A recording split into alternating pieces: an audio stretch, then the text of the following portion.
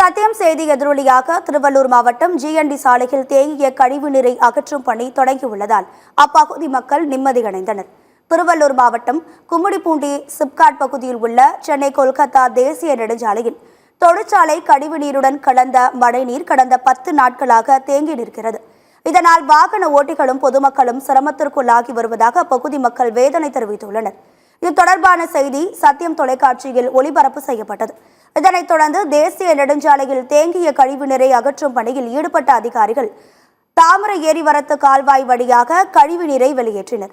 இதனால் திடீரென வெளியேறிய அதிகப்படியான மழைநீர் கலந்த கழிவுநீர் கும்மிடிப்பூண்டி பிரதான சாலையான ஜிஎன்டி சாலையில் 1 கிலோமீட்டர் தூரம் வரை சென்று கடல் போல் காட்சியளித்தது. இது தொடர்பான செய்தியும் சத்தியம் தொலைக்காட்சியில் ஒளிபரப்பானது. இதனையடுத்து நெடுஞ்சாலைத்துறை உதவி பொறியாளர் சந்திரசேகர், கும்மிடிப்பூண்டி பேரூராட்சி செயல் அலுவலர் பாஸ்கர் ஆகியோர் தலைமையிலான பணியாளர்கள் ஜேசிபி இயந்திரத்தின் மூலம் கால்வாய் அடைப்புகளை நீக்கி கழிவு நீரை வெளியேற்றும் பணியில் ஈடுபட்டு வருகின்றனர். சத்தியம் செய்தி எதிரொலியாக தேங்கிய கழிவு நீரை அகற்றும் பணி நடைபெற்று வருவதால் அப்பகுதியைச் சேர்ந்த பொதுமக்களும் வாகன ஓட்டிகளும் சத்தியம் தொலைக்காட்சிக்கு நன்றி தெரிவித்துள்ளனர்.